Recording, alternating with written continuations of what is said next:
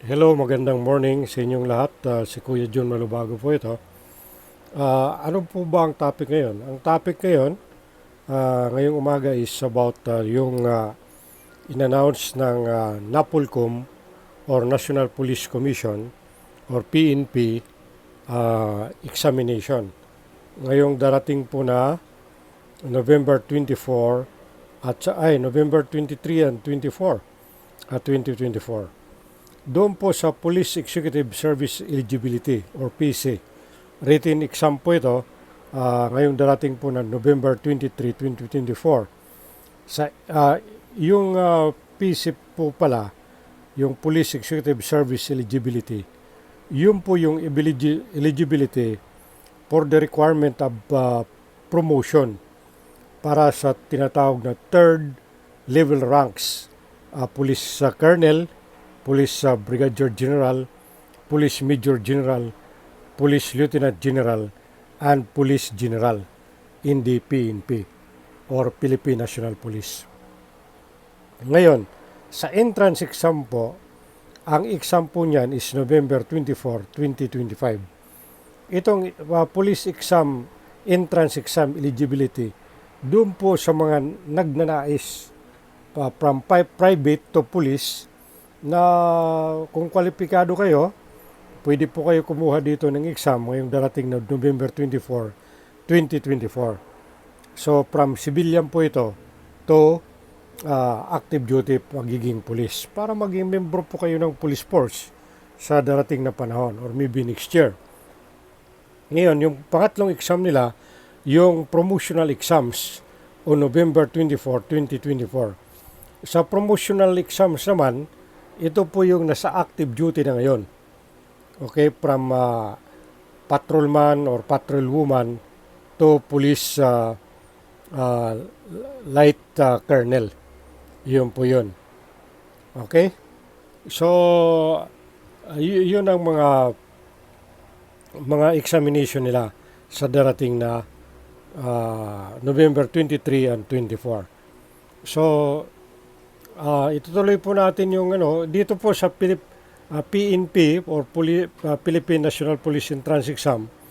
Ang coverage po dito ng exam ito general information or uprightness.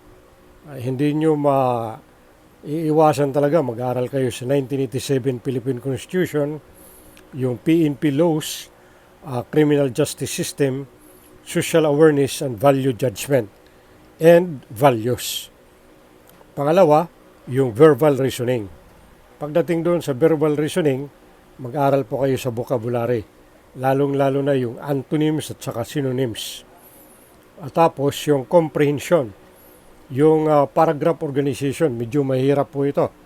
Pero wala namang mahirap kung pinag-aaralan po ninyo. At saka yung reading comprehension. Isa din yung mahirap reading comprehension kasi mahaba po yung mga tanong dito. Of course, yung grammar, isama ninyo yung correct usage. Yung paggagamit ng is, are, okay, own, in, yon. Number 3, yung quantitative reasoning. Yung basic concepts nun. Yung about math ito, pag computation po, about percentage, how to compute percentage, fraction, number series. Halimbawa, 1, 3, 5, yun. Add number. Even number, 2, 4, 6, 8, 10. Of course, yung problem solving skills. Pag-aralan ninyo yung VAR, graph interpretation and analysis. At last one, yung logical reasoning. Sa logical reasoning naman, medyo may hirap din ito, verbal at saka non-verbal examination po ito. Now, ano po ba, Sir John, ang coverage ng PNP promotional exam, yung sa active duty na po? Alam na nila yung coverage nito. General information, yung 1987 Constitution, and police-related laws. Yan. Yung current events, Philippine Constitution, yung 1987 natin, criminal justice system, yung Philippine Development Plan 2028, particularly yung Chapter 13. Yung pag-aralan ninyo yung police administration, yung organizational structure, yung line of authority or command of authority. PNP law, yung NAPOLCOM, police policies and issuances, management leadership concepts, yung PNP doctrines for PO3, PO2, and PO1. Management leadership concepts. Okay? And administrative policies and procedures, disciplinary machinery and non-disciplinary machinery, moral and welfare, and deputation powers vis-a-vis the Philippine National Police. Yun po yung sa promotional. So, dito po sa PC, yung tawag dito, yung police operations, yung tawag nila yung quad concept, general principle, strategic guidelines, the general guidelines, operational guidelines, police operations, patrol operations, law enforcement operations, and internal security operations, public safety operations. So, PNP critical incident management operational procedure, hostage situation, bomb threat, civil disturbance management, special police operations, investigation operations, police community relations, or PCR. At saka yung aralan nyo yung rules of court with respect to rules on criminal procedure, rules on evidence, importante po ito sa mga police.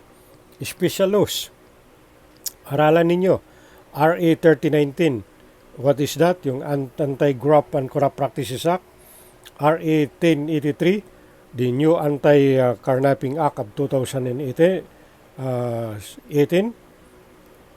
okay, RA 10591, an act providing for comprehensive law on firearms, yung anti-RA 960, anti-defining the crime of money laundering, okay, yung RA 1075, Cybercrime Prevention Act, illegal gambling, aralan ninyo, crime data analysis, crime prevention, community and service oriented policy, yung values and ethical standards, okay, yung PNP ethical doctrine, values and the uprightness.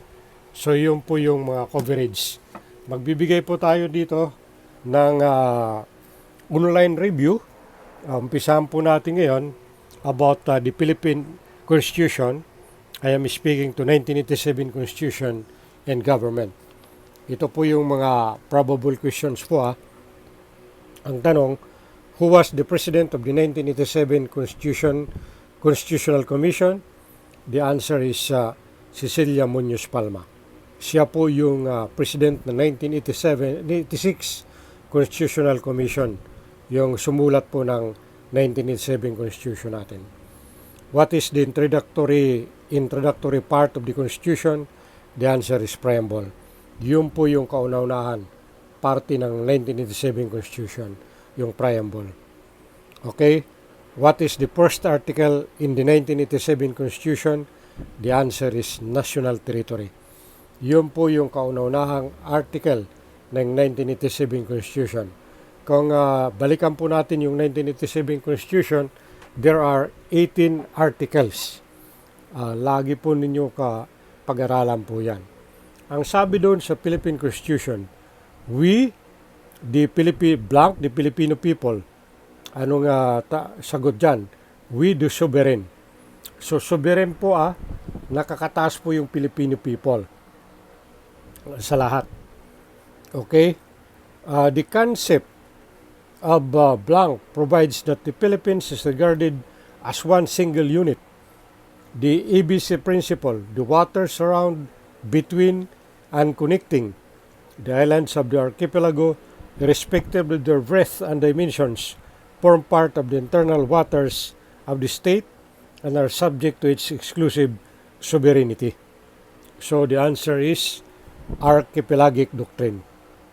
So ulitin po natin, the concept of archipelagic doctrine provides that the Philippines is regarded as one single unit. Applying the principle of EBC, the waters around, B between, and C connecting the islands of the archipelago, irrespective of their breadth and dimensions, form part of the internal waters of the state and are subject to the exclusive sovereignty. Now, next question. What do we call the waters around the EBC, between, and connecting the islands of our archipelago, regardless of their breadth and dimensions, as stated in 1987 Constitution? That the answer is the internal waters of the Philippines.